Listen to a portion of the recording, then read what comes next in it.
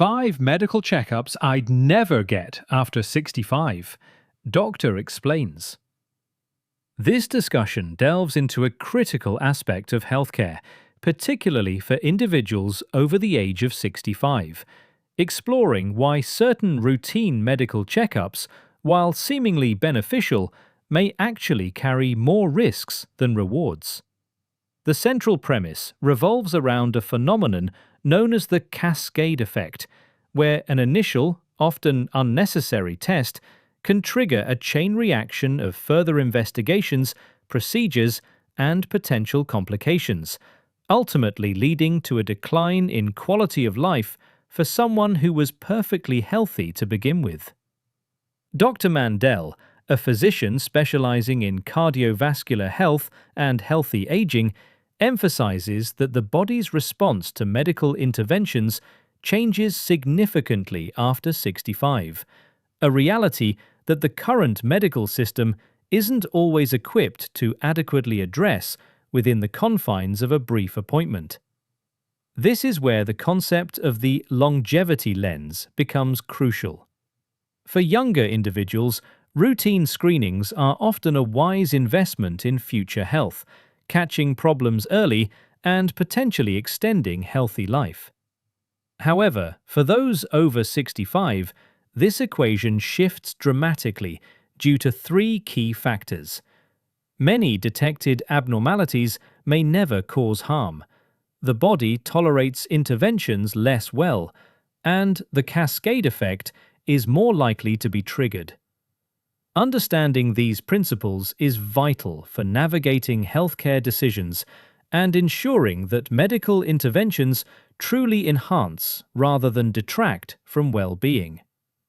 The conversation then systematically examines 5 specific medical checkups that Dr. Mandell personally advises reconsidering after the age of 65, emphasizing that this is not a critique of medicine itself, but rather a call to re-evaluate the risk-benefit balance in later life. These 5 checkups are presented with real-world examples and explanations of why the conventional approach may not always be the optimal one. The intention is to empower patients with knowledge and practical questions that can transform their interactions with healthcare providers, fostering a more informed and collaborative approach to medical decision-making. The ultimate goal is to equip individuals with the tools to advocate for their own health, ensuring that medical care aligns with their personal longevity goals and minimizes unnecessary interventions. The first checkup to be reconsidered, number 5 on the list, is routine PSA, prostate-specific antigen testing, after the age of 70 in men who are low risk and exhibit no symptoms.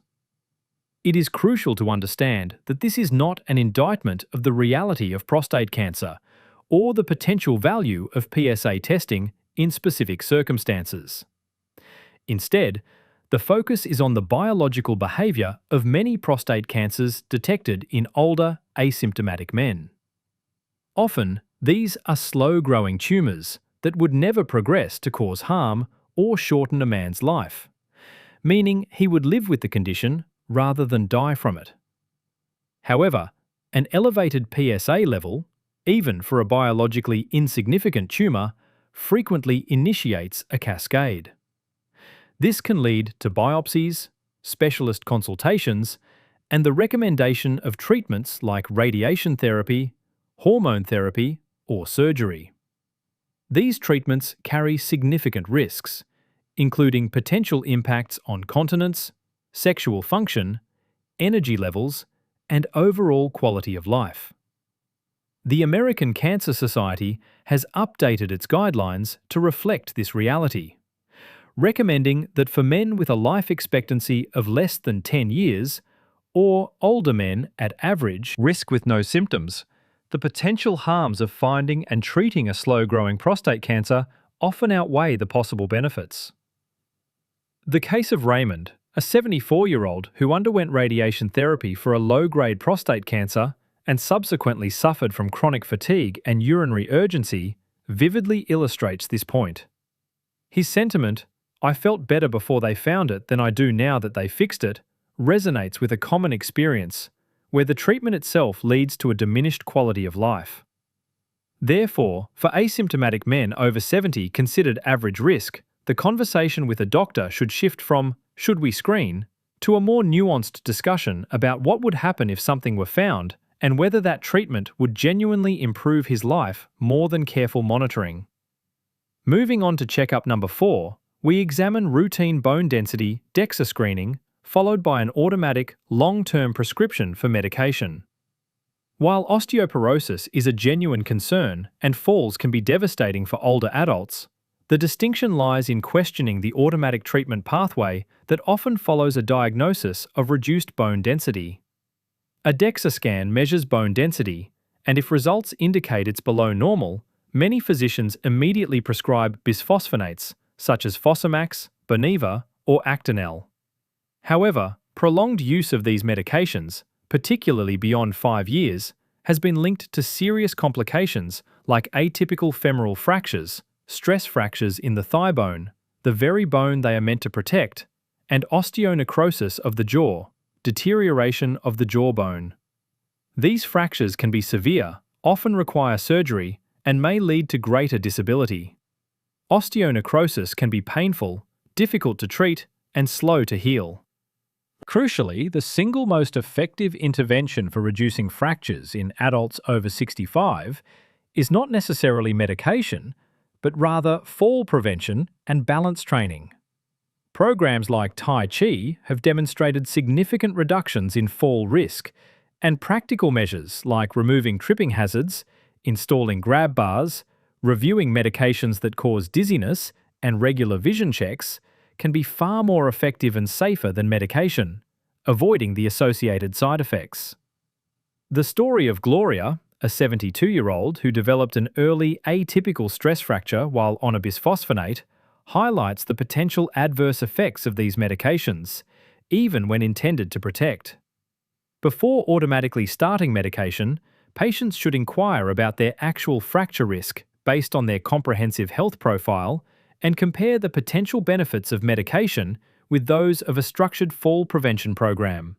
A question that any good physician should welcome. Checkup number 3 addresses routine cardiac stress testing in individuals who are asymptomatic, meaning they experience no chest pain, shortness of breath, or dizziness during exertion. This recommendation often sounds incredibly responsible, with the intention of ensuring heart health.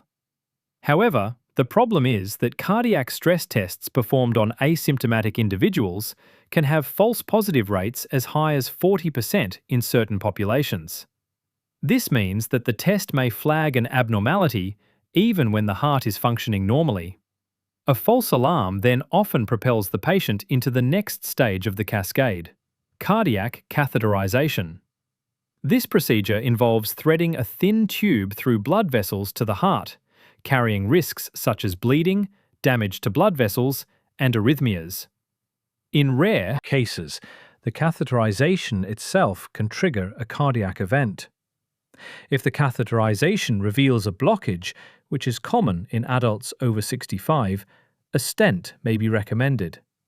However, multiple major clinical trials, including the extensive ischemia trial, have found that placing stents in patients with stable coronary artery disease does not reduce heart attacks or extend life compared to optimal medication and lifestyle management alone. Stents did not outperform a daily walk and appropriate medical therapy, yet they carried all the procedural risks and often required long-term blood-thinning medication. The cascade here typically involves a feeling of well-being, a routine stress test, a false positive result, cardiac catheterization, stent placement, blood-thinning medication, and ongoing follow-up, without a statistically significant improvement in long-term outcomes. For individuals without symptoms, the focus should shift from stress testing to optimizing cardiovascular risk factors like blood pressure, cholesterol, blood sugar, physical activity, and sleep quality. areas where significant improvements can be achieved without invasive procedures. Moving to checkup number 2, we consider routine carotid artery ultrasound in asymptomatic patients. This is a less discussed topic, but one that warrants significant attention due to potential oversights in healthcare for older adults. A carotid artery ultrasound examines the neck blood vessels that supply the brain, with the logical aim of identifying blockages before they cause a stroke. However, for asymptomatic individuals, this screening may be more dangerous than beneficial. The surgical procedure to treat carotid artery narrowing, carotid endarterectomy, carries a 2 to 3% risk of causing a stroke during or immediately after the procedure, and this risk can be higher in older adults with other medical conditions. The U.S. Preventive Services Task Force, USPSTF, specifically advises against routine carotid artery ultrasound screening in asymptomatic adults, concluding that the risks associated with intervention generally outweigh the potential benefits. A substantial number of adults over 65 have some degree of carotid artery narrowing, which may be stable and asymptomatic for years. However, when screening detects it, well-intentioned specialists might recommend intervention. The danger lies in the fact that surgery on an asymptomatic blockage can dislodge plaque fragments, which can travel to the brain, causing the very stroke the intervention was intended to prevent. Therefore, for individuals without neurological symptoms like sudden vision changes, facial drooping, arm weakness, confusion, or slurred speech, routine carotid artery screening is generally not recommended. The focus should be on managing modifiable risk factors for stroke, such as blood pressure, the most important factor, blood sugar control, atrial fibrillation management, and consistent physical activity. If any of these warning symptoms do occur, even briefly, immediate medical evaluation is paramount. Finally, we arrive at checkup number 1, routine colonoscopy after the age of 75 in low-risk asymptomatic adults. This is perhaps the least questioned screening, as colonoscopies have been consistently recommended for years.